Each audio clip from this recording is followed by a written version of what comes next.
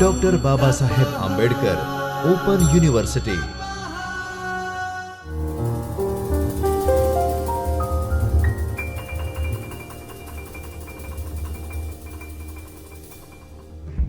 Hello friends, welcome to Dr. Babasaheb Ambedkar Open University, Ahmedabad. Myself, Dr. Vinodel Desai, Associate Professor, PG Department of Computer Science and Technology, Sardar Patel University, Vallabh. In today's sessions, we will talk about web hosting, virtual host, multi-homing, document root, static websites, and dynamic websites, and at last IP addressing. Let's have a look at web hosting. What is web hosting? Okay, in the previous sessions we talked about various internet related terminologies. Among that we have discussed web page, websites, web servers, everything. So let's have a look that we have a number of web pages, and that web pages are interlinked using the hyperlink, and that is through which we can say that we are having a websites.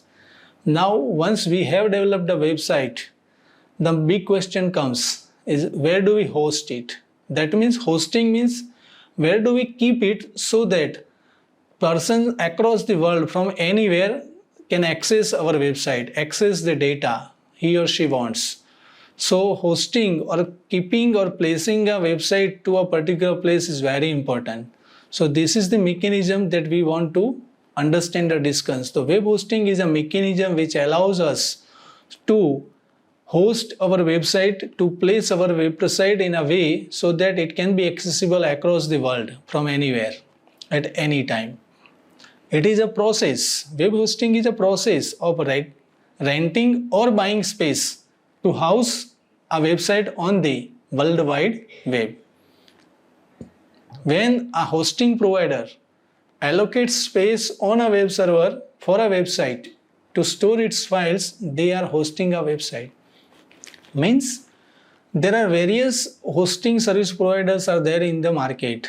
You have to select a particular one, and for selecting or hosting a website there are various parameters you need to analyze and consider. Okay, because by simply providing your website or folder, that doesn't mean that a website is going to be hosted. You need to analyze various parameters in terms of what kind of storage you need, how much storage you need, what kind of speed you need, what kind of, we can say, processing requirement is there of your website, what kind of users are there, or your, we can say, hits to your website, during which time you will have a high access to your website. Lots of parameters going to be analyzed, and you need to provide to the service provider or hosting providers. Based on that, we can say the pricing mechanism comes for the discussion. You are required to pay for the hosting service. Okay, so web hosting makes a sense in terms of the files that comprises a website. It may be, as we already know, that web page or website consisting of various web pages. Web page may be containing a text, image, video, or any other kind of data of the interest to the user available for viewing on the website or in an online environment. The amount of space allocated on a server to a website depends on the type of hosting. Okay, as we already discussed now, and looking at this diagram, we can say that the web hosting is there, which is hosting the email service, software, files, websites, databases, servers, and backups as well. So all are connected with a web hosting environment. So let's have a look at the categories of web hosting. Among that, the first one is shared hosting. What is shared? The name indicates something is going to be shared. Okay, it is a type of hosting service where a single server hosts multiple websites. So in a single server, there will be more than one website hosted. That may be of yours or that may be of other organizations. Okay, so that means the space is shared on a server with a multiple organization or multiple users. Server's maintenance cost is shared between users, of course, because websites are of different users. So for a particular website, a particular organization has to pay. That means the cost of the maintenance is going to be shared among multiple users or organizations. You get access to your directory or folders. For website, files means limited bandwidth, storage space, processing power, and little or no control over server configurations. As it is shared among number of users, you will have a limited controls over the overall configurations on the server. For that reason, it is more suitable for the small or medium-sized websites. However, other websites will not see your internal data because no user gets access to the main or root directory. Other users is not permitted to access or see the data in your directory. So there is no, we can say, a thing to worry about the security kind of mechanism, because others are not allowed to interfere in your directory or folders. So this is a shared hosting mechanism. Another one is dedicated hosting. The dedicated, that means it is thoroughly dedicated to the particular organizations. It gives website owners control over an entire physical server, offering flexibility to customize the operating system, install any software, and use all the available resources. This is suitable for a large corporation or organizations and businesses handle high traffic volumes as well. Given the unlimited resources, okay, there will be, as you are having unlimited control over the configurations, installation, everything. That means you can have access to the all resources. A dedicated servers is provided to you. A dedicated hosting package has the highest price among the other web hosting options. You can optimize and control the environment as it suits as per your requirements. User or clients gets control over the entire server except the hardware. So after the shared and dedicated hosting, there is a virtual private server. The virtual private server hosting provides users with allocated space within a server. It will be a virtual one. While you still share the physical server with other clients, it offers more flexibility and control for managing website. Unlike shared hosting, VPS allocates a certain amount of resources to each website. So, traffic surges on other websites do not affect your site's performance. However, this service requires technical knowledge to operate, and it costs more than a shared hosting plan. Of course, as it is providing a separate in terms of virtual space, then definitely the cost would be higher compared to the shared hosting. With virtual private servers, you have exclusive access to both space and computing resources such as memory and processing power on the physical server. Memory and physical power both you can have because on a physical server in terms of virtual space has been allocated. You can install an operating system on your virtual server and have greater control of your server environment. Virtual host now. So what is virtual host? A virtual host allows hosting more than one website. Okay, for example, website 1.vld.com, website 2.vld.com, etc. on a single machine. So there will be a single machine on which you can host multiple virtual websites. More than one websites you can install or host. It means sharing single machine resources such as memory and CPU. The main benefit to virtual hosting is it allows companies to host multiple websites, each with their own name and content on a single server. The server is single, but companies can host more than one websites. This method allows companies to pay less as they are sharing cost with many other organizations. Virtual hosts are used in mainly two ways. One is external sales, another is internal traffic. Companies like GoDaddy and Wix host multiple websites on their servers. Approximately 330,000 web hosting providers like this are available worldwide. They all offer some type of virtual hosting. Another is internal traffic. Companies with an external facing website and an internal facing intranet might use a virtual host. They don't need two servers for their traffic. Someone who wants to visit your website types in an address and hopes to end up in the right destination. Virtual servers handle that query in two different ways. You could base your virtual host following ways: Internet protocol address, either name or port. That means if someone wants to access your website, then there are various ways to access it. So most probably we are using the IP address, or using the, we can say, name of the website, or using the port. So IP address is a common mechanism for each domain, but point them to one server only. Allows that one servers to resolve multiple IP addresses. Using the name, use one IP address for all domains or the server.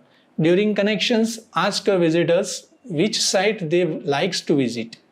Port is also used, or assign each website to a different port on the server, so that either using the port number, he or she will be redirected to a particular website. Using the name, the problem will be resolved, or using the IP address, it will be routed to a particular website. There are various drawbacks as well of these methods. Delay, because choosing the name system, and some browsers will struggle to authenticate the site. Your visitors could be told your site is not secured, or others may wait long period for your site to load. So delay will be there in the form of response from a particular website over the network while using the naming mechanism. Second is the complexity.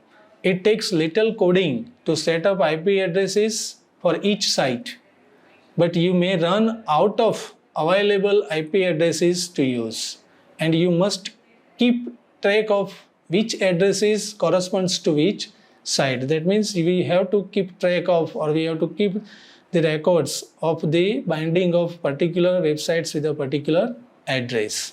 Multi-homing is the next concept after web hosting. Multi-homing involves having multiple network connections or interface on a single device or host. Each network connections may have a unique associated IP address. Multi-homing can be implemented at different levels of the network stack, ranging from individual devices or hosts to entire networks. It is commonly used by enterprises, data centers, and internet service providers to optimize network performance, enhance reliability, and manage traffic effectively.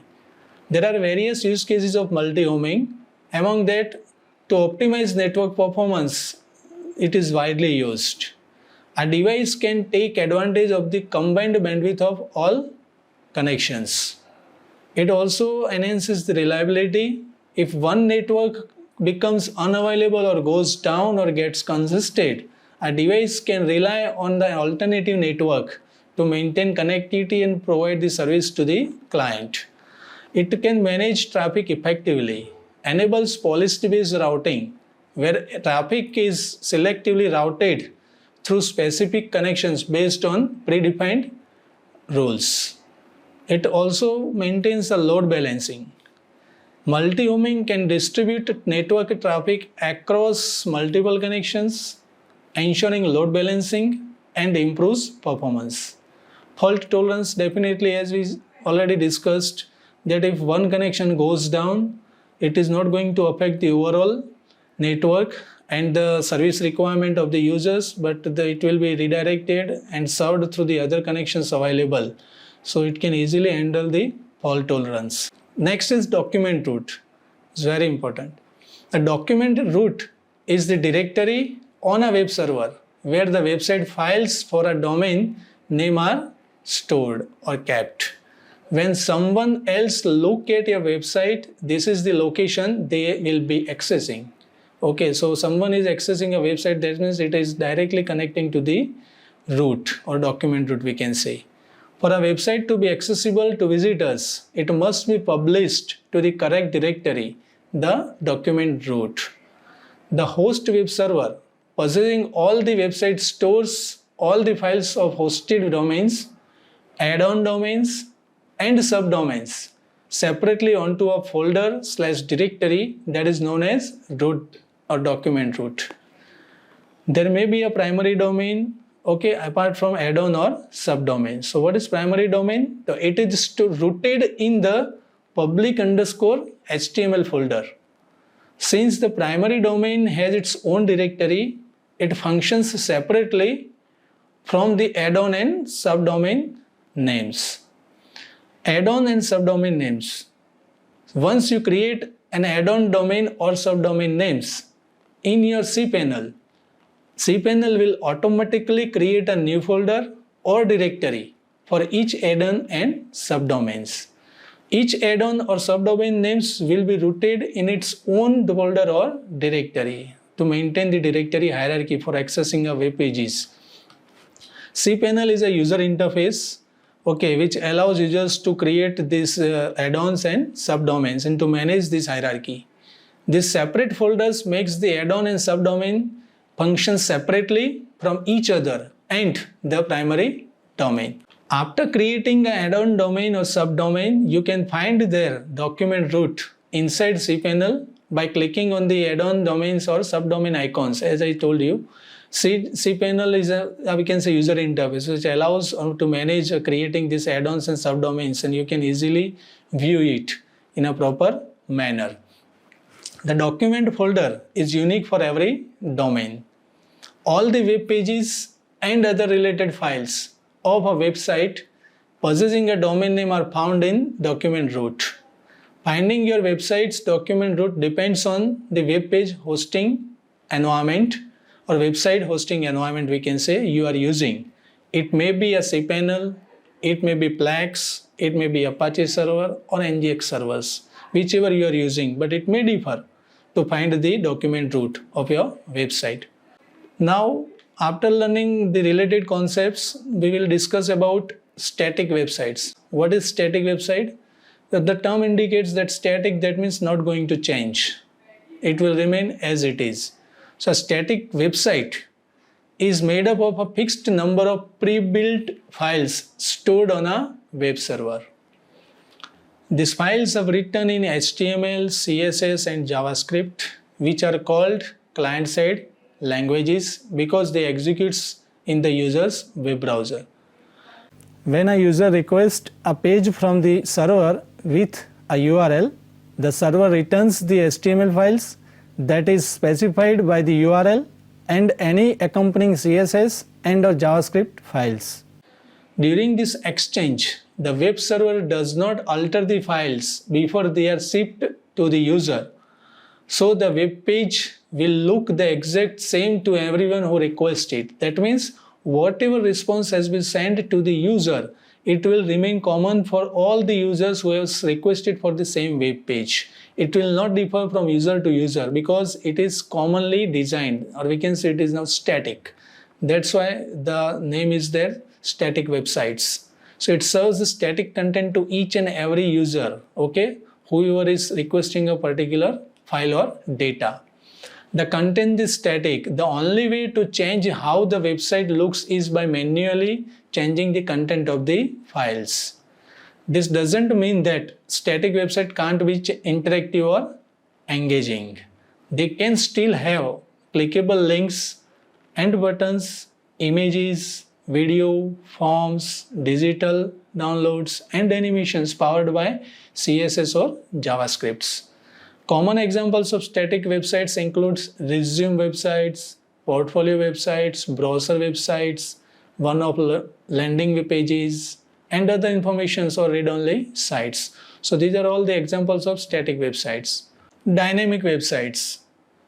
So opposite to static website, there are dynamic websites. That means it will render the dynamic content to the user as per their requirement. The content that a visitor sees can be determined by several factors such as the locations, time, setting and preferences, actions they are clicking, etc. So depending on these criteria, the response is going to change. To achieve greater flexibility on the front end, dynamic websites require more complexity on the back end. These websites don't store each page as its own HTML file. Instead, web servers build pages on the fly. That is, when the user requests a page, the server pulls information from one or multiple databases and constructs an HTML file custom built for the client. Once the page is built, the HTML file is shipped back to the user's browser. To build these pages on the backend, dynamic websites employ server-side scripting languages like PHP, Python, Ruby, or server-side JavaScript, in addition to client languages like HTML, CSS, and JavaScripts. Presently, online stores, social media sites, membership sites, news sites, publishing sites, logs, and web applications all rely on dynamic contents to some degree. Consider an e-commerce example.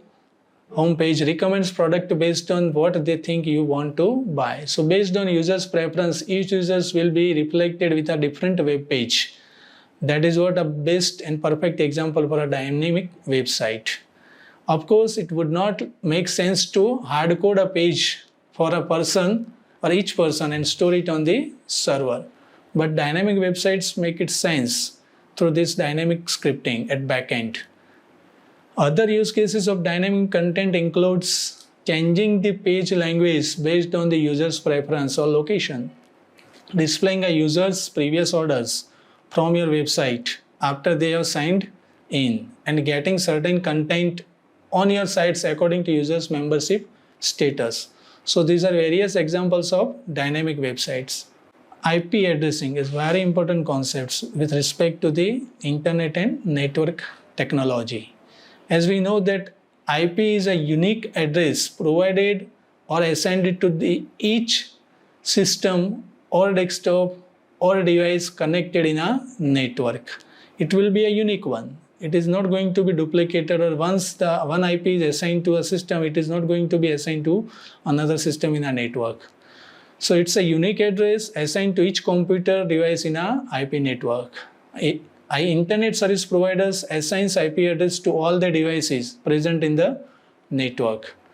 Computing devices use IP addresses to identify and communicate with other devices in the IP network. There are various types of IP addresses. It is categorized into a dynamic IP address and static IP address. Let's have a look at dynamic IP address. The dynamic means constantly changing. They can simply change from time to time. Each time you connect, it allocates a free IP address from the pool of IP addresses, and once you disconnect, the IP will be released. When you reconnect, the new IP address will be allocated to you. So that is what the dynamic IP address mechanism. DHCP assigns dynamic IP addresses.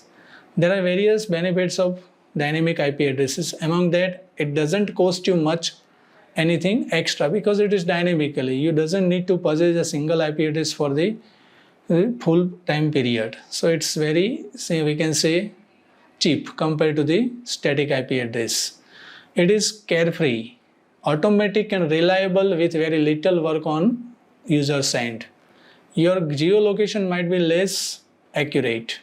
For your ISP, it is the most efficient use of IP address because internet service provider doesn't need to bother about maintaining a single IP for a particular website or users. So it becomes very easy for them to have a changing IP for a group of users who doesn't need static IP addresses. Moving to the next slide. That is static IP address. As we discussed, the dynamic IP address which is changing as per the new request. The static IP is the IP which remains common throughout the time period for which it has been requested.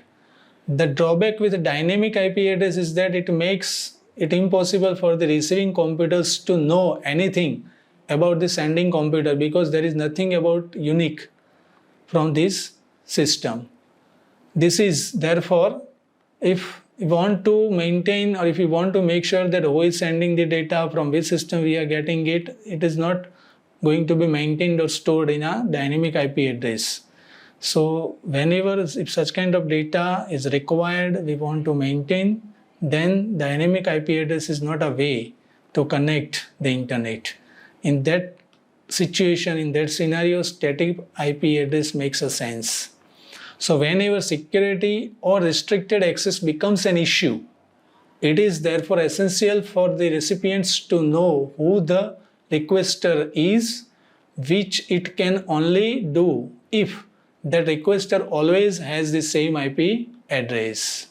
Then and then we can manage and trace who has requested and who is accessing the data if it is accessing or using a static IP address. For example, if you have a system where your computer regularly updates data in a database on a web server, you would not want anyone being able to update that database, and a simple user ID password block would not provide adequate protections. In that sense, I said static IP address makes a sense again. The web server would therefore be configured to only accept database updates from your specific IP address. Naturally, this can't be done if you have a dynamic IP address which changes frequently, because in a dynamic IP address, a database changes or update request will be from a different IP address. So it will be very difficult for the server's mechanisms to get to know or to identify that whether the request is from the authenticated source or not. So if it is from the single IP address every time, then it makes sense, or it authorizes, or it is very easy for the server mechanisms to let it go for the updation or to allow it to update the database. So your connections to the internet must, in these circumstances, always have the same IP address. This is achieved using having a single IP address from the single ISP. Static IP address is assigned by request. We have to request to get the static IP from the ISP, and for a fee for a specific time period. But you can set one up on your own home network. Static IPs will cost you a small monthly fee for a single IP because it is going to be a static one. There are certain advantages of using a static IP. Businesses are better suited for it than residents. Okay, if you are residential purpose using the network, then it is not necessary that you should use we can say static IP. But it is better for the businesses.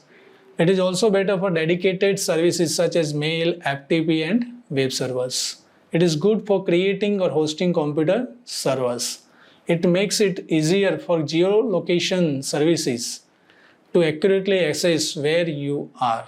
So for such kind of benefits, we can definitely go for the static IP address instead of dynamic IP address. Now, after learning the static IP and dynamic IP, it comes the class of IP address. The IP addresses are categorized into various classes from different, we can say, based on different ranges. Generally, the IP address configuration or its structure is very important to understand.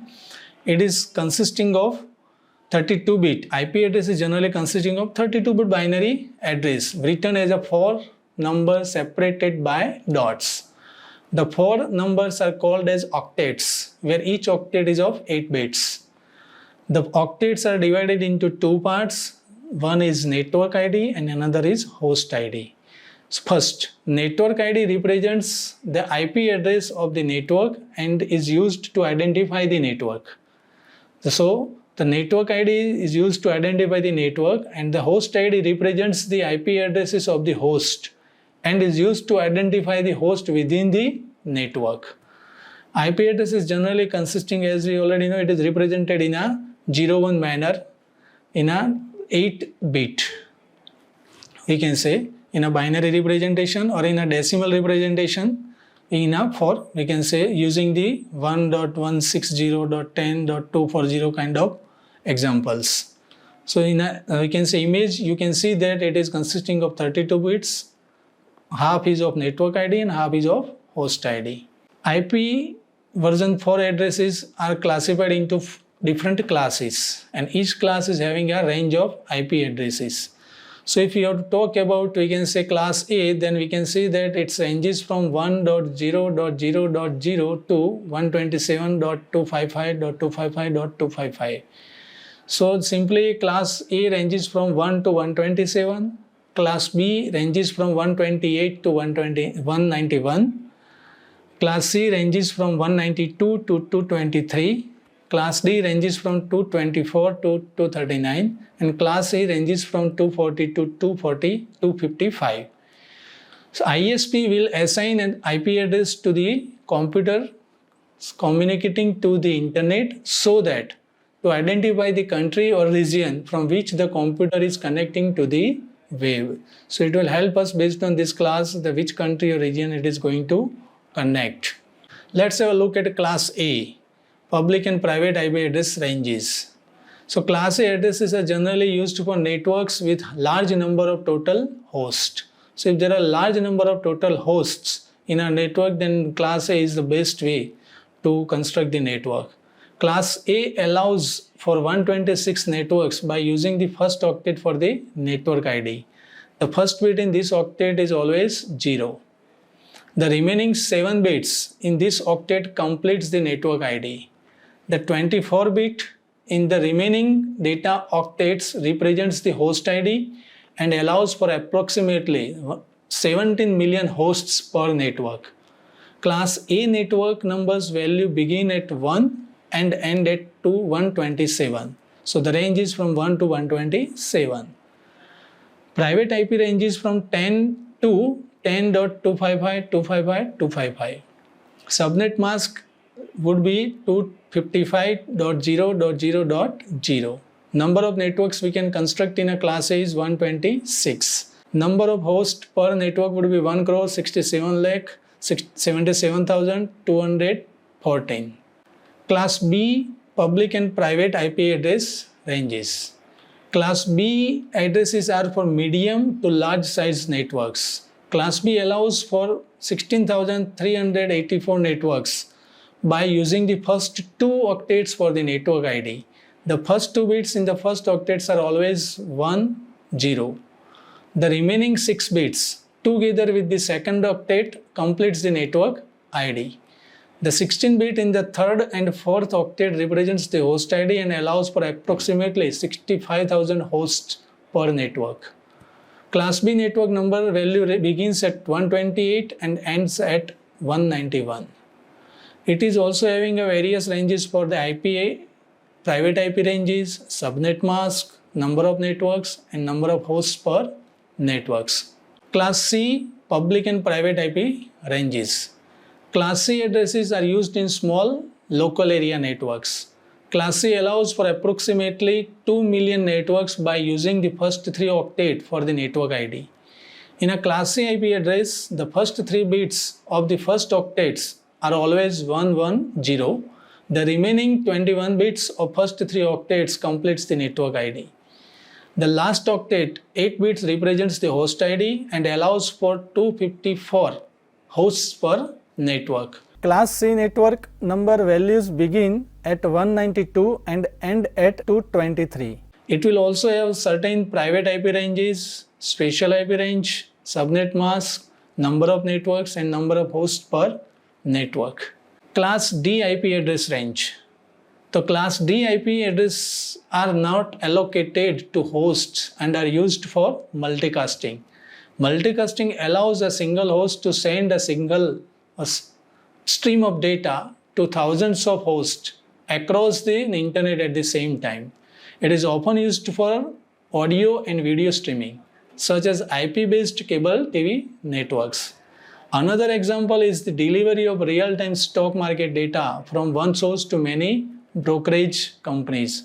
It ranges from 224.0.0.0 to 239.255.255.255. First octet value ranges from 224 to 239. Number of networks is not defined. Number of hosts per network will be multicasting.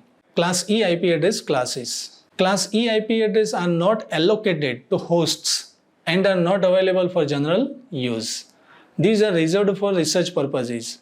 It ranges from 240 to 255. First octet value ranges from 240 to 255. Number of networks is not defined or available. Number of hosts per network would be research, reserved or experimental purposes. Now there are certain special IP ranges. IP range from 127.0.0.1 to 127.255.255.255 are network testing addresses. These are virtual private IP addresses in that they can't be assigned to our devices. Specifically, the IP to 127.0.0.1 is often used to troubleshoot network connectivity issues using the ping command. Specifically, it tests the computer's TCP network software driver to ensure it is working properly or not. Thank you very much. In these sessions, we talked about various network related concepts in terms of IP address, various IP address related classes. Thank you very much.